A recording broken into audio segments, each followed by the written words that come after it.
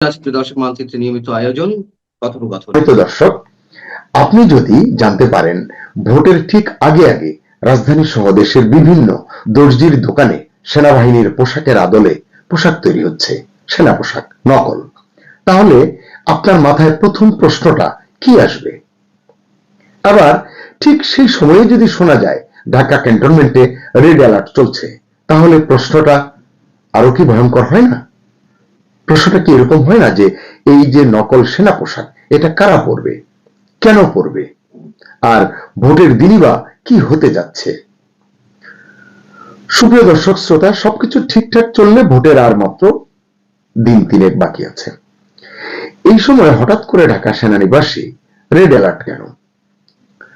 সত্যি কি red alert জারি করা হয়েছে? যদি হয়ে থাকে, কেন এই সিদ্ধান্ত নেওয়া হলো? সোশ্যাল মিডিয়ায় এটা নিয়ে চর্চা আছে।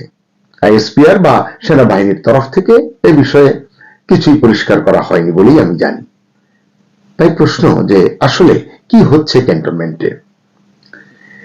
একটি সেনা সূত্র বলছে নির্বাচন ঘিরে সেনাবাহিনীর ভিতরে অস্বস্তি রয়েছে। বিশেষ করে মুক্তিযুদ্ধ বনাম জামাত ইস্যুতে মতভেদ এখন আর চাপা থাকছে না। আপনারাও জানেন আসলে এটা অনেক দিন ধরেই, এই যে বিষয়টি বললাম মুক্তিযুদ্ধ বনাম জামাত বা মানে পাকিস্তান ঘেঁষা সেনা কর্মকর্তা বা ওই মনোভাবের এইরকম দুটো বিষয় নিয়ে পরস্পর বিরোধী পরিস্থিতিটি আসলে ঘনীভূত হচ্ছে অনেকদিন ধরে। এই পরিস্থিতিতে সেনা প্রধান জেনারেল ওয়াকার সতর্ক অবস্থায় রয়েছেন বলে জানা গেছে। খুব স্বাভাবিক, নির্বাচন ঘিরে বাহিনীর ভাবমূর্তি প্রশ্নবিদ্ধ হলে এটির দায়ভার তো তাকেই নিতে হবে নাকি? এই কারণে হয়তো তিনি সতর্ক রয়েছেন, এতে দোষের হয়তো কিছুই নেই। এরই মধ্যে সোশ্যাল মিডিয়ায় ছড়িয়ে পড়েছে একটি ভিডিও। তাতে স্পষ্ট হয়ে উঠেছে, ভিডিও ক্লিপ, এতে স্পষ্ট হয়েছে নির্বাচনের আগে সেনাবাহিনীর পোশাকের মতো ইউনিফর্ম বানানো হচ্ছে দর্জির দোকানে, এবং সেই পোশাক পরে কিছু তরুণ এখানে সেখানে মহড়াও দিচ্ছে। এরকম একটি ভিডিও ক্লিপ রয়েছে আমার সংগ্রহে। আমি সঙ্গত কারণেই এটি প্রকাশ করলাম না, তবে প্রয়োজন হলে এটি আমি ডেসক্রিপশন বক্সে বা কমেন্ট সেকশনে দিয়ে দেব। বেশ কয়েকদিন হলো আমি এই সংক্রান্ত যে ভিডিও ক্লিপটি দেখেছি, এটি নিয়ে ভাবছিলাম, অপেক্ষা করছিলাম সরকার বা সেনাবাহিনীর তরফে এ নিয়ে কিছু বলা হবে, এটি প্রত্যাশা করছিলাম। কিন্তু না, সরকারিভাবে এই পোশাকগুলো কার জন্য, আদৌ সত্যি কিনা, হচ্ছে কিনা, কেন দর্জির দোকানে এভাবে তৈরি হচ্ছে, তার কোনো ব্যাখ্যা পাওয়া যায়নি, অন্তত আমি দেখিনি। কিন্তু অভিযোগের ভাষ্য তো ভয়াবহ। এই পোশাক পরে কোনো গোষ্ঠী নাকি ভোটের দিন ভয় দেখাতে পারে। আচ্ছা, কাকে ভয় দেখাবে? নিশ্চয় ভোটারদের। কোন ভোটারদের? যে ভোটারের ভোট আমি পাবো না তাকেই তো ভয় দেখাবো, তাই নয় কি? দর্শক, আপনারা কিন্তু বিষয়টি বুঝতে পারছেন। এছাড়া কেন্দ্র দখল বা ইলেকশন ইঞ্জিনিয়ারিং এও নাকি নামতে পারে ওই গোষ্ঠীটি। এটা যদি সত্যি হয়, তাহলে প্রশ্নটা শুধু নির্বাচন নয়, রাষ্ট্রীয় নিরাপত্তা নিয়েও কিন্তু ওঠা স্বাভাবিক। সেক্ষেত্রে সরকার কি পদক্ষেপ নিচ্ছে, দেশের নাগরিক হিসেবে এটি আমাদের জানবার অধিকার রয়েছে। আর ইলেকশন ইঞ্জিনিয়ারিং নিয়ে চারদিকে তো কথা হচ্ছে অনেক দিন ধরে, গত বেশ কিছুদিন ধরে হচ্ছে। আপনার কি মনে হয়, এই যে ইলেকশন ইঞ্জিনিয়ারিং এর কথা হচ্ছে, একে অন্যের দিকে আঙুল তুলছে, গণমাধ্যমে আসছে যে অমুক দল ইলেকশন ইঞ্জিনিয়ারিং করছে বা করতে পারে ইত্যাদি ইত্যাদি, কারচুপির কথা তো আছেই, এই অভিযোগ পূর্ণ। তাহলে এটা কারা করতে পারে? তখনই প্রশ্ন আসে যে কারা এই বিশেষ কৌশলে এগিয়ে আছে। এটি একটি গুরুত্বপূর্ণ ইঙ্গিত। মজার বিষয় হচ্ছে নির্বাচনে অংশ নেওয়া, আমি যদি প্রধান তিনটি ধরি, যে বিএনপি, জামাত, এনসিপি কেও যদি ধরি, তরুণ নেতা হিসেবে এবং প্রধান উপদেষ্টা ইউনূসের অত্যন্ত পছন্দের দল হিসেবে এই দলের তরুণ নেতাদের প্রতি তার যে স্নেহ, এইসব বিবেচনা করি কিন্তু এই তিনটিকে আমি বিবেচনায় আনলাম আজকের আলোচনার জন্য। এখন এই তিনটি সক্রিয় শক্তিই বলছে ইলেকশন ইঞ্জিনিয়ারিং হচ্ছে বা হবে। যেমন এনসিপি নেতা নাহিদ বলছেন এই ইঞ্জিনিয়ারিং এর পেছনে আছে সরকারি প্রশাসনিক নেটওয়ার্ক। বিএনপির একাধিক নেতাও এই বিষয়ে কথা বলছেন, তোপ দাগাচ্ছেন। জামাতই আলোচনায় পিছিয়ে নেই, অর্থাৎ একে অন্যের ঘাড়ে বন্দুক তাক করে সমালোচনাটি করছেন। তবে রাজনীতির বিশ্লেষকরা বলছেন ইলেকশন ইঞ্জিনিয়ারিং প্রশ্নে জামাতের দিকেই নাকি অনেকে অভিযোগের আঙুল তুলছেন। কারণ কি? তারা বলছেন বর্তমান প্রশাসনে জামাতের শক্ত অবস্থান রয়েছে, এটি আমরা অনেকেই জানি। এছাড়া জামাতের অর্থনৈতিক সক্ষমতার বিষয়টিও সর্বজন বিদিত। তারা আসলে পরিকল্পিতভাবে কাজ করতে পারে, করছে ইতিমধ্যে। এখন পর্যন্ত যেটি দেখা গেছে, নির্বাচনকে ঘিরে অত্যন্ত কৌশলী পদক্ষেপে জামাতে ইসলামী এগিয়ে চলেছে, যে কারণে তারা নিজেদেরকে ক্ষমতার দাবিদার করে তুলতে পেরেছে। আন্তর্জাতিক মহলে নিজেদের গ্রহণযোগ্যতার বিষয়টি তারা মোটামুটি প্রতিষ্ঠিত করতে পেরেছে। কূটনৈতিক মহলে, বিশেষ করে যুক্তরাষ্ট্র, মোড়ল যারা, বিশ্ব মোড়ল, তাদের কাছেও তাদের এক ধরনের গ্রহণযোগ্যতা তৈরি করেছে বলে একটি প্রচারণা কিন্তু স্টাবলিশড হয়েছে। এটি কতটা সত্যি ভেতরের ঘটনা কিন্তু আপনি আমি কেউ সেভাবে বলতে পারবো না, কিন্তু আওয়াজ, বয়ান এটি কিন্তু তৈরি হয়েছে। এছাড়া মাঠ প্রশাসনে উল্লেখযোগ্য সংখ্যক ডিসি, এসপি এরা যে জামাত ঘেঁষা বা জামাতের সদস্য বা জামাতের প্রতি তারা অনুরক্ত, এটা কিন্তু অনেকেই আমরা আলাপ আলোচনা করি। সত্য মিথ্যা হচ্ছে অন্য বিষয়। পাশাপাশি প্রশাসনে জামাত ঘেঁষা কর্মকর্তাদের উপস্থিতি, এটিও খুব আলোচনার বিষয়। এই সবাই মিলে এই যে ইলেকশন ইঞ্জিনিয়ারিং প্রশ্নে জামাতকে আসলে অভিযোগের কেন্দ্রে তুলে এনেছে বা অভিযোগের কেন্দ্রে রাখছে। সত্য মিথ্যার কথা তো হলো পরীক্ষা নিরীক্ষার শেষে বলা যাবে, তদন্ত শেষে বলা যাবে, কিন্তু আলোচনাটি এখন এরকমই। এমনকি আপনারা এটিও শুনেছেন বিভিন্ন, বিশেষ করে সোশ্যাল মিডিয়ায়, সেনা প্রধানের জামাত ঘনিষ্ঠতার কথাও অনেকে আলোচনায় টেনে আনেন।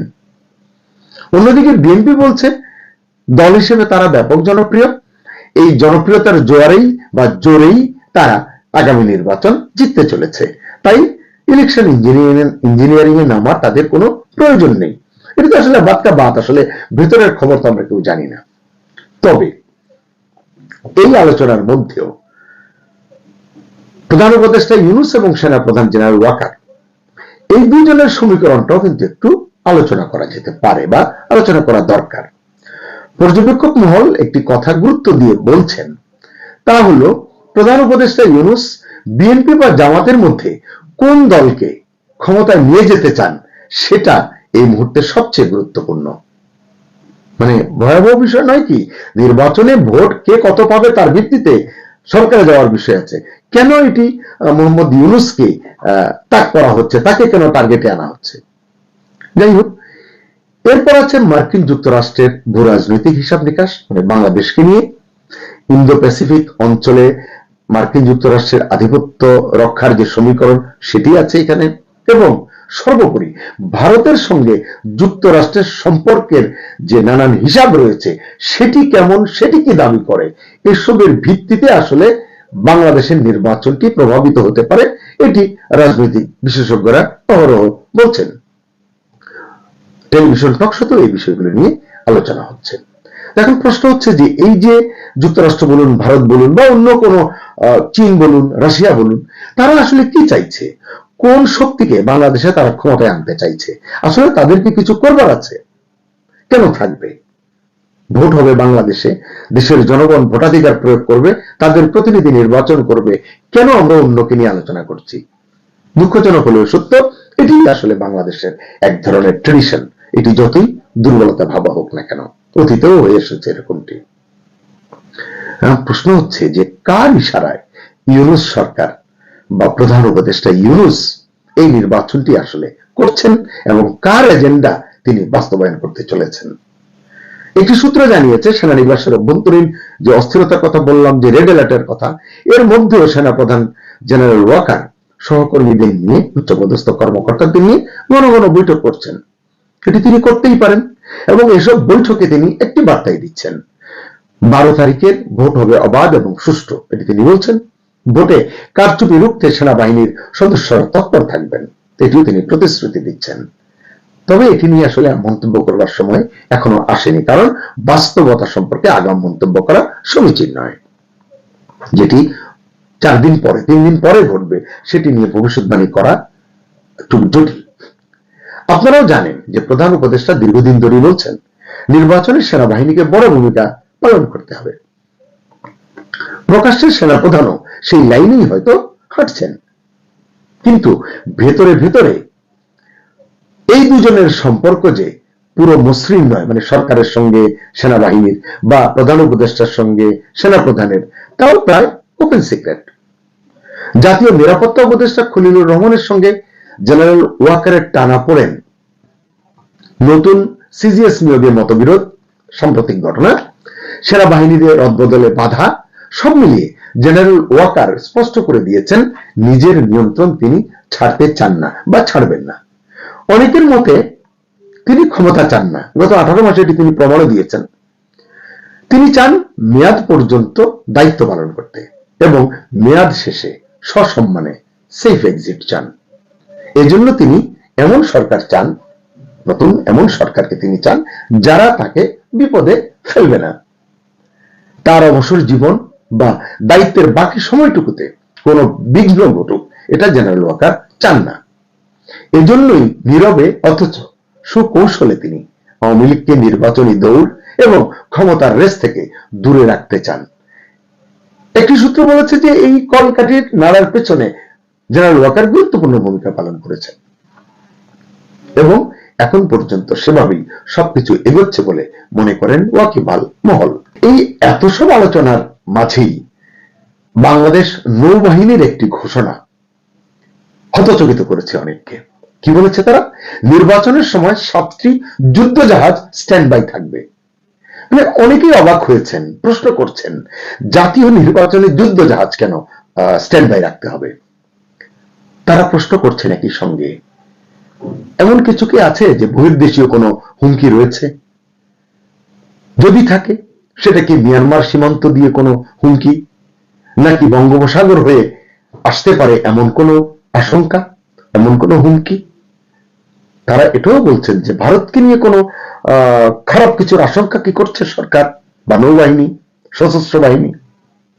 সত্যিই যদি এই বিষয়ে কিছু থাকে, দেশের মানুষকে সেটা জানানো হচ্ছে না কেন, এটিও একটি বড় প্রশ্ন। তবে এই যে এত প্রশ্নের মানে আসলে পরিষ্কার কোনো উত্তর কেউ দিচ্ছে না, এই কারণে জটিলতাগুলো বাড়ছে, গুজব গুঞ্জন সৃষ্টি হচ্ছে। তবে আমি বলতে পারি যে সব প্রশ্নের কেন্দ্রে একটি বিষয় কিন্তু আছে, 12 তারিখের ভোট কি সত্যি অবাধ এবং সুষ্ঠু হবে, নাকি দর্জির দোকানের তৈরি সেনা পোশাক, নকল সেনা পোশাক, প্রধান উপদেষ্টা এবং সেনা প্রধানের মধ্যকার মতদ্বৈততা যদি থেকে থাকে, যেটি শোনা যায়, এটি গুজব কিনা আমরা জানি না, ক্যান্টনমেন্টে রেড অ্যালার্ট, সত্যি যদি রেড অ্যালার্ট জারি করা হয়ে থাকে, এবং যে অদৃশ্য ইলেকশন ইঞ্জিনিয়ারিং এর কথা এতক্ষণ বললাম, যেটি আলোচনা চলছে বিভিন্ন ডায়াসপোরাতে, এই সবকিছু মিলিয়ে কি অপেক্ষা করছে আগামী 12 ফেব্রুয়ারি? আমরা কি আসলে একটি সুষ্ঠু গ্রহণযোগ্য নির্বাচন পাবো 12 তারিখে, নাকি আমরা আবারও মুখোমুখি হব আরো একটি নিখুঁতভাবে ম্যানেজড নির্বাচনের, যেটি আসলে জাতির আকাঙ্ক্ষার পরিপন্থী? সুপ্রিয় দর্শক শ্রোতা, আপনি বলুন, দর্জির দোকানে তৈরি হওয়া নকল সেনা পোশাক কারা পরবে? ভোটের সঙ্গে এর কি সম্পর্ক এবং ভোটের দিন আসলে কি ঘটতে যাচ্ছে? আপনার মতামত সম্মানিত দর্শক, এনসিপি নেতা নাসিরউদ্দিন পাটোয়ারীকে নতুন করে পরিচয় করে দেওয়ার কোনো কারণ নেই। গত 17 মাসে তিনি বাংলাদেশের রীতিমতো কিংবদন্তিতে রূপান্তরিত হয়েছেন। আমি ভদ্রলোককে কখনো সামনাসামনি দেখিনি, কখনো তার সঙ্গে আমার টেলিফোনে কথা হয়নি বা অন্য কোনো মাধ্যমে, তার যারা একান্ত আপনজন এরকম কারোর সঙ্গেই কথা হয়নি। তিনি কোত্থেকে এলেন, আবার কোথায় যাবেন, তিনি কি করছেন, তার সংসার কিভাবে চলছে, তার বাড়ি কোথায়, লেখাপড়া করেছেন কোথায়, কিংবা তাকে কেন ডারবি নাসির বলা হয় তাও আমি জানি না। কিন্তু গত 17 মাসে তিনি যে বিতর্কগুলো তৈরি করেছেন, গত 17 মাসে তিনি যে বিদ্রোহ করেছেন, বিপ্লব করেছেন, এটা আগামীতে ইতিহাস হয়ে থাকবে। আমি জানি না তার পরিণতি কি বা তিনি রাজনীতিতে কিভাবে সাস্টেইন করবেন, কিন্তু যে জায়গাগুলোতে তিনি হাত দিয়েছেন এবং তার যে ওয়ে অফ ওয়ার্কিং, যেভাবে তিনি কাজ করে যাচ্ছেন, এটি আমাদের রাজনীতিতে ইতিপূর্বে কখনোই ঘটেনি। তিনি দেশের প্রধানতম যারা রাজনৈতিক দল সবাইকে গালাগাল করেছেন, বিএনপিকে গাল দিয়েছেন, জামাতকে অকথ্য ভাষায় গাল দিয়েছেন। আবার সেই জামাতের সঙ্গে এখন তার হৃদ্যতা। তিনি বিএনপি নেতা সালাউদ্দিন সাহেব, তারপর মির্জা আব্বাস, তাদেরকে যে ভাষায় গালাগাল করেছেন, ও ভাষায় আওয়ামী লীগের লোকজনে কখনো সাহস পায়ননি বা বলেননি। সালাউদ্দিন সাহেব দীর্ঘদিন ধরে, মানে বিএনপি নেতা সালাউদ্দিন আহমেদ, তিনি দীর্ঘদিন ধরে কক্সবাজারের রাজনীতি নিয়ন্ত্রণ করেন, সেই 1991 সন থেকে।